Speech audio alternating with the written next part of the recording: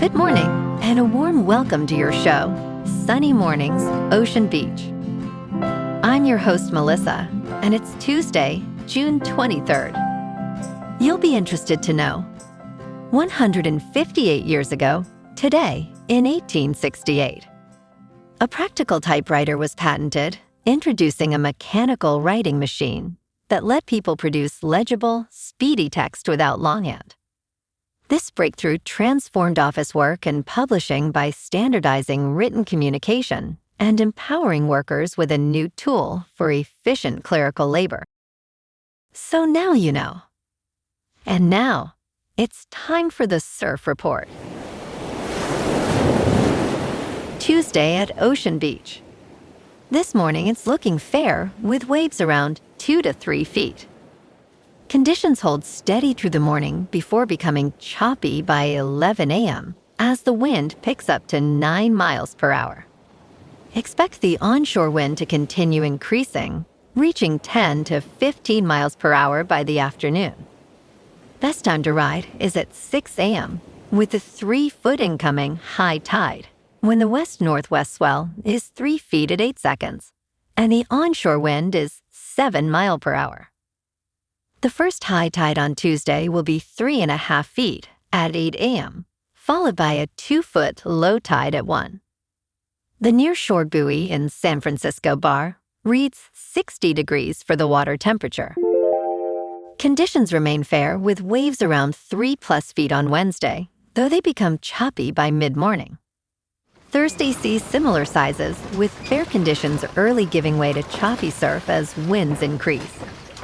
Friday brings choppy waves reaching 4 to 5 feet, with stronger winds making for challenging paddling conditions throughout the day. This morning, there's patchy fog, and it feels like 57 degrees, with 6 mile per hour wind.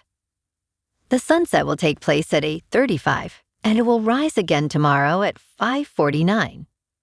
It looks like we're in for some patchy fog early today, clearing by mid-morning with mostly cloudy skies at a high near 60, along with a light southwest breeze around 8 miles per hour. If you're inland, it will hit a high of 64. Tonight, expect more patchy fog after 8 p.m., mostly cloudy skies with a low around 54 and a light southwest wind around 8 miles per hour. Looking ahead in the weather. This morning there's patchy fog, and it feels like 57 degrees with 6 mile per hour wind. The sunset will take place at 8:35, and it will rise again tomorrow at 5:49. It looks like we're in for some mostly cloudy skies today, with a high around 60 and a mild breeze. Tonight, expect continued mostly cloudy conditions, with a low of 56 and light winds picking up a bit. Bonjour, food enthusiasts. This podcast is brought to you by Versailles Cafe and Pastries in Encinitas. Nestled on El Camino Real South, just north of Encinitas Boulevard, this cafe is a haven for culinary delights. Indulge in their amazing Eggs Benedict or their gluten-free crepes. You can grab a panini for lunch or just breeze on through to get your morning coffee.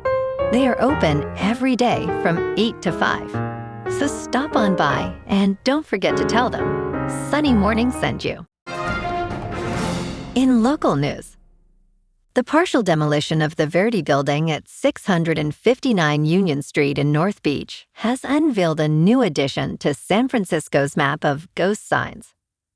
This large, hand-painted advertisement for carnation mush, dating back to at least 1914, had been hidden for over a century. The building, which overlooks Washington Square Park, suffered fire damage and has remained vacant since blazes in 2013 and 2018.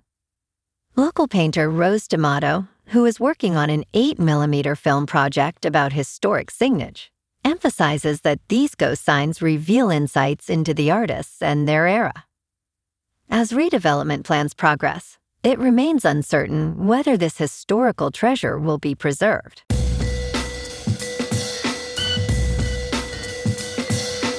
Now on to sports. The Oklahoma Sooners are champions of college baseball. OU capped off an incredible run through the NCAA tournament with a 13-5 victory over Georgia Tech in the national title game on Saturday afternoon at Rosenblatt Stadium. While Governor David Walters and OU officials prepared to congratulate the team, Sooner players celebrated with a dogpile on the mound. This marks the second NCAA baseball title for OU, the first being in 1951. OU coach Larry Kochel expressed pride in his players, stating, "Players make the coach, and these guys made me look good." 5 OU players earned spots on the all-tournament team, with Chip Glass named the event's most outstanding player. In local sports, the Giants are heading home tonight, looking to snap a 3-game losing streak. They host Oakland at Oracle Park with Robbie Ray on the mound against the A's Aaron Savale. San Francisco fell to Miami 2-1 Sunday, with Logan Webb taking the loss despite 8 strong innings. It's been a rough stretch for the team, sitting at 31-46, but a win against a division rival could help steady the ship. Off the field, there's some tension brewing in the clubhouse. Rafael Devers refused to come out of the game for a pinch runner during the Miami series, essentially waving off manager Tony Vitello's decision. That's a credibility test for Vitello, who's still building institutional weight with the squad. Meanwhile, MLB Commissioner Rob Manfred clarified that the Giants failed to properly communicate opt-out options to players during Pride Night earlier this month. Some pitchers wrote Bible verses onto rainbow-themed caps, violating uniform rules, but Manfred issued only a routine oral warning. He also acknowledged that players have the right to decline wearing Pride-themed gear if they're uncomfortable with it. Mike Krukow noted the Giants were the first MLB team to embrace Pride Night back in '94. Over in the Bay, the Warriors hit the home stretch of their offseason today with the NBA draft underway. Golden State has growing momentum toward bringing back Kristaps Porzingis on a short-term deal that reduces his salary. With the 11th overall pick, the Warriors appear protective of the selection and confident about locking up Steph Curry on an extension this summer. In top news, Argentine soccer superstar Lionel Messi has broken the record for most World Cup scoring. Messi made the record goal, his 17th, during the first half of Monday's game against Austria. In a heated match, Austria attacked relentlessly, while Argentina relied on its defense and goalkeeper Emiliano Dibu Martinez. Near the end, in stoppage time, Messi scored again, finishing off at 2-0. Messi has scored all 5 goals for Argentina this World Cup, leading the team to advance to the knockout round. This is Messi's 6th World Cup, and he is considered one of the best players in soccer history. In business news, Big Tech has split into 2 artificial intelligence camps, but the smart money is not chasing the next OpenAI. Tech giants such as Alphabet and Microsoft are the safer choice in the artificial intelligence race. Investors are pondering who will ultimately win the artificial intelligence race, which chip producer will emerge, and which model creator will lead the way. With several artificial intelligence mega initial public offerings expected this year, including OpenAI and Anthropic, these questions are more pressing for investors than ever. Understanding the 2 roads to an artificial intelligence-fueled economy is key for investors. In crypto movement, Bitcoin is down 1% to $64,000. Ethereum is down 1% to just over $1,700. And XRP is down 1% to $1.13. Moving on to a more local vibe. In our community spotlight on health and wellness, we are working with a national Pilates studio to bring you some free classes, so listen up. Check out Club Pilates, with several locations in the San Diego area. Pilates presents a comprehensive wellness approach, cultivating strength, reducing tension, and elevating mental well-being. Scientific research affirms its benefits. So now you can check out Club Pilates for a free class, with locations in Encinitas, Solana Beach, Oceanside, La Jolla, and more. Just be sure to tell them Sunny Morning sent you by. And now, back to the show. Let's talk tech. Meta is pausing its employee tracking program after it let the whole company see sensitive data. This won't make the already controversial artificial intelligence training endeavor any more popular. The company has suspended the Model Capability Initiative due to an internal data leak. Sensitive data, including employees' private conversations and performance data, was inadvertently available to the entire Meta staff.